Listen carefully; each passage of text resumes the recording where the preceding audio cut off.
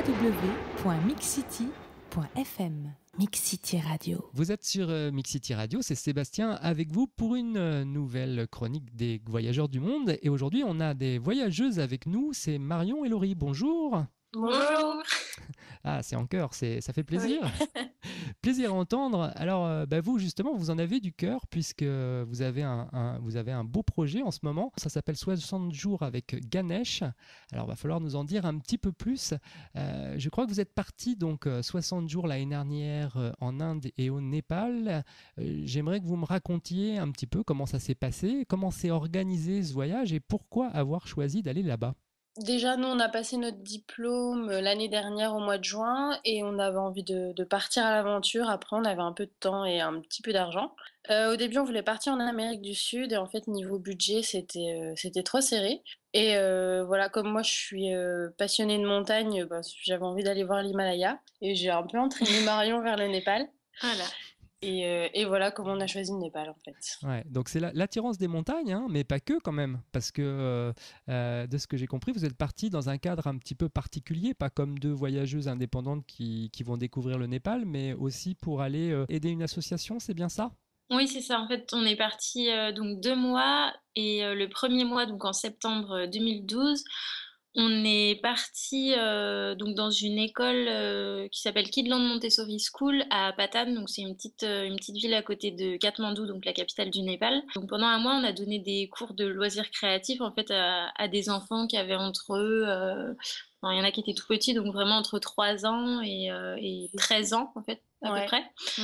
Et du coup, on a fait donc des dessins, des origamis, des coloriages. Enfin, on leur a un peu. Et après le deuxième mois, donc en octobre, on était beaucoup plus en mode voyage à découvrir le Népal en fait. Donc vous êtes allé là-bas, et ce qu'il faut dire, c'est que dans la vraie vie, vous avez un métier, vous êtes graphiste, si j'ai bien compris.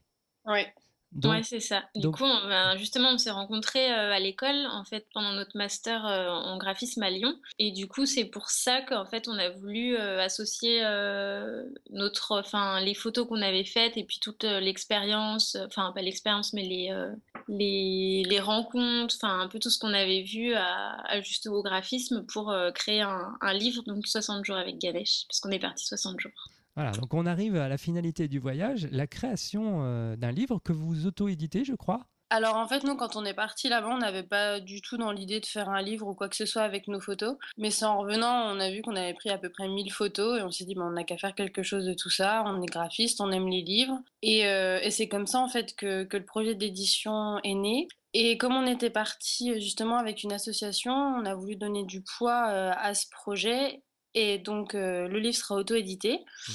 Donc pour le moment, on recherche des fonds sur KissKissBankBank donc pour payer l'impression des livres. Donc KissKissBankBank, c'est une plateforme participative. Tout le monde peut donner de l'argent pour nous aider. Et ensuite, on va vendre les livres et tous les bénéfices seront reversés à Eco-Voyage. Donc c'est l'association avec laquelle on est parti et qui en fait aide les enfants des rues d'Inde et du Népal. Vous avez été donc avec des enfants, vous avez voyagé par vous-même au Népal. Qu'est-ce qu'on va pouvoir découvrir dans ce livre? Un peu tout ce qu'on a visité, donc Chitwan, le parc naturel, nos impressions. Il y a aussi des petites anecdotes à la fin, comment on a ressenti ce pays. Enfin, Alors vous avez un blog qui s'appelle justement 60 jours avec Ganesh.tumblr.com, donc TUMBLR.com. On peut y voir beaucoup de photos et aussi des maquettes de votre livre. Comment s'est fait justement l'organisation du livre, les choix des photos? En fait, on se donnait rendez-vous, on travaillait ensemble et le choix des photos s'est fait toujours à deux. Bon, il y a eu des petites discordes, hein, parfois, on n'était pas forcément d'accord, mais bon, on a les mêmes goûts, donc oui, ça s'est fait assez naturellement. Puis voilà. c'est aussi des. Enfin, en plus d'être des photos, c'est aussi des moments qui étaient forts. Du coup, il y en a plus que d'autres qu'on a voulu mettre en avant. Je pense que sur ça, on a été d'accord, puisqu'on Ouais. a vécu la même chose, donc c'était aussi facile. Mais c'est pour ça que ça fait un bouquin assez conséquent, quoi.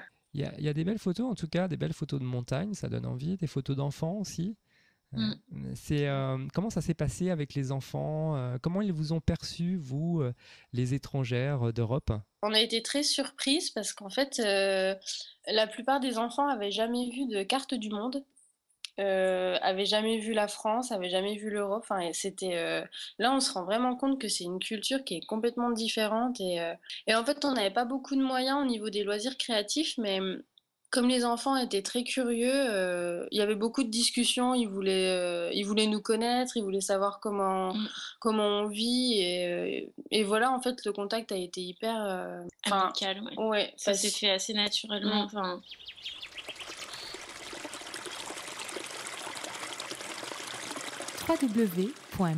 www.mixcity.fm Mix City Radio. Est-ce que vous aviez prévu votre itinéraire au départ? C'est-à-dire, vous saviez que vous alliez passer par cette école, j'imagine, mais quand vous avez voyagé après en indépendante, est-ce que vous saviez où vous alliez passer? Non, enfin, on avait vraiment prévu le premier mois et après, bon, bien sûr, on a acheté un guide.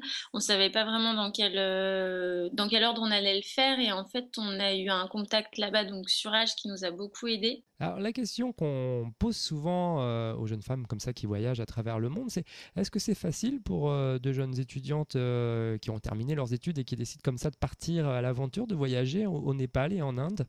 Alors au Népal, oui. Enfin, on n'a jamais eu peur au Népal. Non, ouais. Enfin, Nous, on n'avait pas peur. Après, on nous a dit que ça craignait un peu parfois quand on rentrait tard le soir, enfin, parce en fait, il y a pas de lumière comme chez nous, enfin. par contre, en Inde, on est beaucoup sollicité. Par exemple, pour aller au Taj Mahal, on a pris le bus et notre guide nous a dit, il nous a laissés tout seuls, mais il nous a dit: «Vous parlez à personne, vous prenez le bus de tel endroit à tel endroit et voilà». Alors, si on en revient aux montagnes, hein, ce par quoi on a commencé, la première fois où vous êtes arrivé dans l'Himalaya, ça vous a fait quelle impression? Déjà, la plupart des treks commencent à Pokhara. Ouais. Et Pokhara, c'est très, très touristique. Alors, ça ressemble vraiment pas au Népal, enfin, à tout ce qu'on a pu voir ailleurs. Il y a des Ouais, restaurants, des trottoirs, des poubelles, enfin, tout ce qu'il y a pas dans les villages ou même à ouais, à Katmandou. Katmandou, non. Et par contre, une fois qu'on va dans les montagnes et qu'on est dans les petits villages et on ressent vraiment une immensité, enfin, c'est des grandes montagnes, des Ouais, grands chemins, c'est c'est impressionnant. impressionnant. Hmm. Ouais. Impressionnant. Magnifique. Ça faisait partie d'une chose obligatoire à faire pendant votre voyage? Ah oui, enfin, Oui, surtout pour le riz. ouais.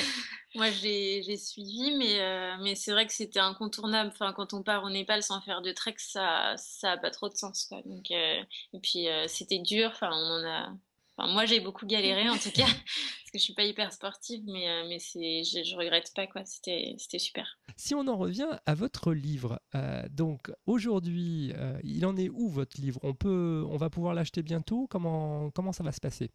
Pour Euh, l'instant, en fait, on l'a pas encore imprimé et justement, on recherche des fonds pour l'impression. Donc pour l'instant, ça fait 20 jours qu'on a mis le projet sur le site et on a récolté, il me semble, 85. 2085 euros. Ah, Donc, bravo! et on a un objectif de 2800 euros. Ah, bravo! Voilà. Félicitations! Donc, Alors, je vais avoir une citation qui vient de là-bas, puisque c'est une citation, pardon, de Gandhi. C'était le maître de la non-violence. Est-ce que c'est quelque chose que vous avez ressenti au Népal et en Inde? Est-ce que c'est un peuple avec qui on se sent justement, on parlait de la sécurité tout à l'heure, mais est-ce que c'est un peuple zen? et on se laissait vivre. Enfin, Ouais, c'est plutôt. pas péjoratif du tout de dire ça, mais on voyait beaucoup de Népalais ou d'Indiens dans la rue qui étaient sur le bord de la route à regarder ce qui les entourait, à regarder les gens, à parler. Et nous, on prend jamais le temps de faire ça en fait. Enfin, même c'est rare de voir des gens assis sur un banc. Il y a une citation que j'aime bien, que j'ai citée à quelques-uns des personnes qui ont justement fait des projets associatifs en rapport avec les enfants. C'est une citation de Jean de Lavarande qui dit: l'enfance est un voyage oublié. Alors, est-ce que vous trouvez que l'enfance est un voyage oublié? Bah, en fait, par rapport à ce qu'on disait tout à l'heure, nous, on a tendance, en grandissant, à oublier un peu cette insouciance ou ces moments de contemplation où juste on réfléchit pas, on s'assoit, on fait ce qu'on a envie de faire. Et c'est vrai que parfois, on a tendance à être pris dans une espèce de tourbillon, on a plein de choses à faire, on oublie l'essentiel de juste se poser, regarder et voilà. Et du coup aussi le retour en France a été dur. Enfin, c'était vraiment. Mm. Et pourtant, on est parti que 2 mois, hein. Hmm. Mais c'est vrai que c'est un autre monde, quoi. Parlons-en justement de ce fameux retour qui est toujours un peu difficile quand on fait des voyages au long cours comme ça.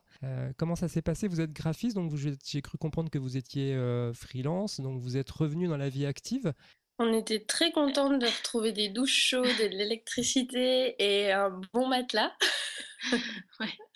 Mais après, on a trouvé que c'était très rangé Ouais. comparé au bazar qu'il y a tout le temps au Népal et Ouais, en c'est Inde. vrai. Bah, déjà de retrouver des trottoirs, des poubelles, c'est Alors, vous auriez envie d'aller où justement si vous deviez repartir demain là? on se posait la question, il y a beaucoup de pays qui nous feraient envie, mais je pense qu'on repartir enfin qu'on nous mettrait une option en tout cas sur l'Amérique latine. Ouais. Hmm. Donc Argentine, Pérou, Bolivie. L'Amérique latine, oui, une belle destination pour un prochain voyage et peut-être pour un prochain livre. Ah bah oui, voilà. Peut-être, sûrement. On Alors, l'espère en tout cas. Alors, moi j'aime bien votre projet, je trouve ça très chouette. Alors, je conseille vraiment aux auditeurs d'aller voir 60 jours avec ganesh.tumblr.com. Ça fait pas un petit peu bizarre ou un petit peu de fierté de sortir un premier livre? Enfin, Ouais. c'est beaucoup de fierté aussi parce que finalement on a mis du temps à le faire et puis c'est un projet qu'on voit, enfin qui est en train d'aboutir. Du coup, on est allé distribuer des cartes postales dans des librairies, dans des galeries à Lyon pour essayer de faire connaître le projet. Et puis on a eu à chaque fois des retours positifs, donc c'est aussi bénéfique parce qu'on se dit que c'est un beau projet et que on espère que ça va sortir et que ça vous plaira en tout cas. Ouais. Donc, avant les fêtes de Noël, ça pourrait être un beau cadeau aussi, donc profitez-en. Exactement. Bah, tenez-nous au courant de la sortie du livre, on pourra vous faire un petit peu de publicité à ce moment-là pour inciter les gens à l'acheter. Bah, merci à vous, Marion et puis Laurie. Merci. à À bientôt. Au revoir.